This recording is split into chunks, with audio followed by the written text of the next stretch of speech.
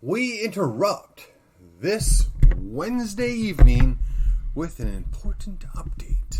Yes, if you happen to live in the city of McKinney, big news broke last night.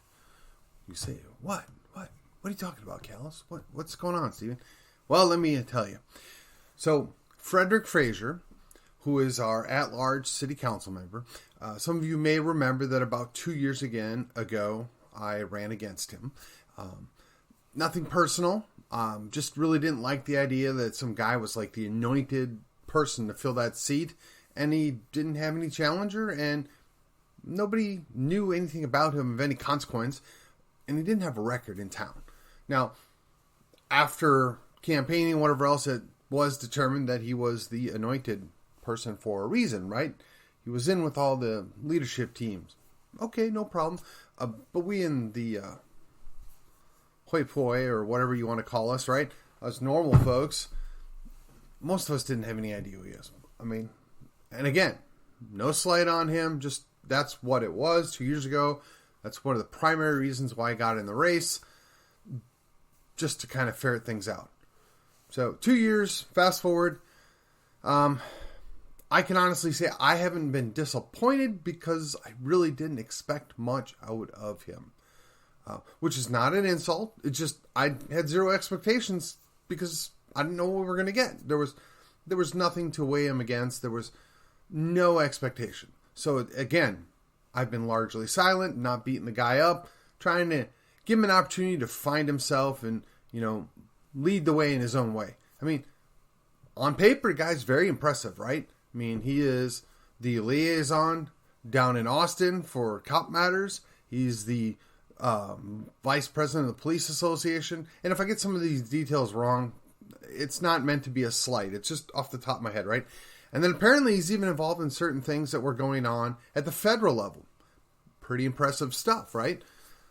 So, again, I was a little disappointed, but not really, but just a little disappointed. I figured he might have a little more personality, take a little more lead on the local level, right? Certainly he won an at-large seat, which puts him on even par with the other at-large guy and the mayor, right?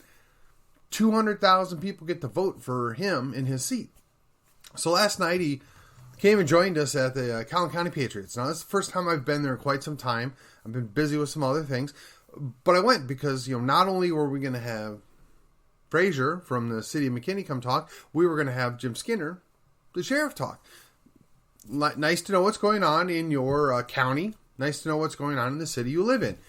And I would encourage you, those that are listening or watching, take the time and go check these guys out when they come to meet with us, when they come to talk on various subjects. It's very educational. So over the course of the, 10, 15 minutes that Mr. Frazier got to talk, some serious things came to light. So I'll just start from the best of my recollection. First of all, Mr. Frazier acknowledged that we have a serious crime issue.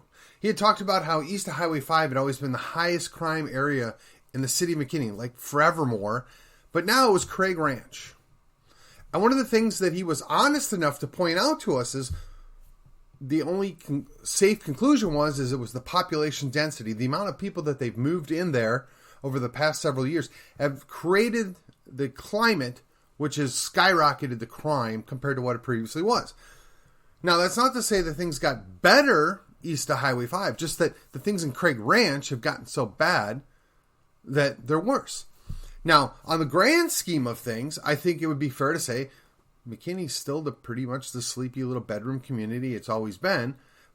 But if you're looking at crime growth and directions the city is going, that should be alarming to you. Craig Ranch was supposed to be kind of a jewel, kind of a community within a community situation, and we're getting crime.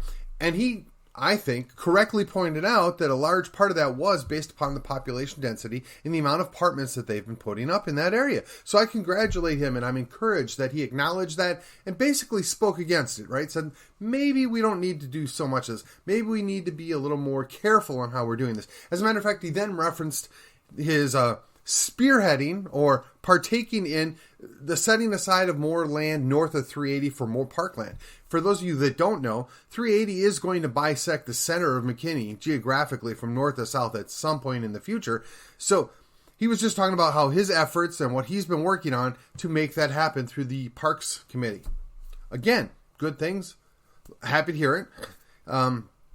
He did talk about they acknowledge there's issues with the street racers and noise ordinance and this thing. So they're working on that. Again, never heard of this before. It really hasn't been a problem until the last couple of years. But again, think about what's happened over the last 4 years in McKinney. Think about what's all been changing in McKinney. Now, most of this started 6 years ago or 7 years ago even, but it's really come into fruition in the last 4 years. And I'm not putting the blame on any one person. It's just the trajectory that we put ourselves on in McKinney. So, again, Frederick Frazier is talking about this. Hey, we need to look about what we can do differently here because clearly this trajectory is not where we want McKinney to go. This is not a good idea. Population density doesn't need to increase. We need to rethink some of these things. He did acknowledge, the high cost of housing and the expensive land. Again, these are all things that were well traveled over 2 years ago. And as an aside, the last election cycle, he was largely silent. I mean, he endorsed Dr. Feltes. They're neighbors, okay, fine, whatever. But he wasn't really actively campaigning. Of course, he gave the nod to the mayor. Why wouldn't he? I get that too. But really, there were some of us that thought that he might want an ally in District 1, that he maybe would be agreeable or at least tacitly think that we could do better in the at-large district. He has a... I'm trying to be... I don't want to put words in his mouth, okay? I'm trying to be fair and objective. But I've heard him say things to indicate that he's getting frustrated at the lack of things that he is able to get done as member of the city council.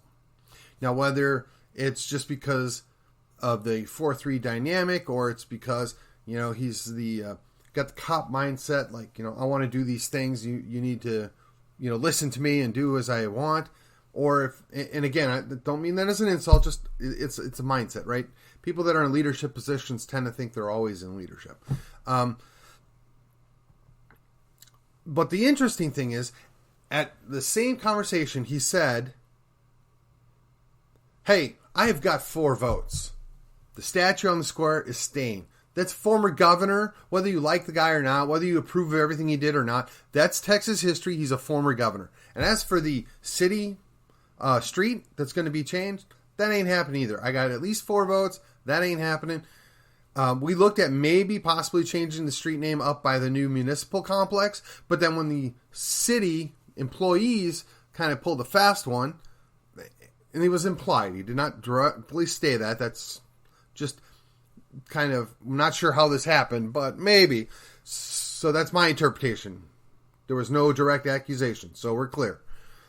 But that's off the table now too. So, I mean, again, to be wasting the enormous amount of time that we've wasted over the last year about a statue that's 100 years old, that quite frankly, the vast majority of the people that come to McKinney don't even know who the guy is, and to say it's creating angst for a population of people that are here, I'm sorry. I think it's going to cause them more angst when they have to pay to have all their addresses, driver's license, all that stuff changed in order to accommodate the new street name, which is just ludicrous. There's more than one Throckmorton. I mean, come on. It's like, oh, we can't have a street named Lee anymore. Oh, we can't have a street named, I don't know. When they come for one, they're going to come for all of them. That's always been my view of that. That's why I opposed it. But I'm very cautiously optimistic that Frederick Frazier's decided to show up and take the lead, hold the line, and not allow these things to go on unchecked. Now, if he's outvoted, he's outvoted. But at least if we're going to have somebody speaking up with a different point of view than the lockstep we've been getting out of the city council, this is a good thing. So again, I am cautiously optimistic. Congratulations, Frederick Frazier. You got one in the win column. Now let's see what you can do with it. For those of you that are listening to me, wondering what this is all about, hey, he came, he talked. If you are happy to hear that, then you need to let the guy know. You need to give him the support he needs, because it's going to be a rough 2 years for him if he's the sole no voter. He's the sole voice speaking against this. I mean, we saw what happened with Chuck Branch before him.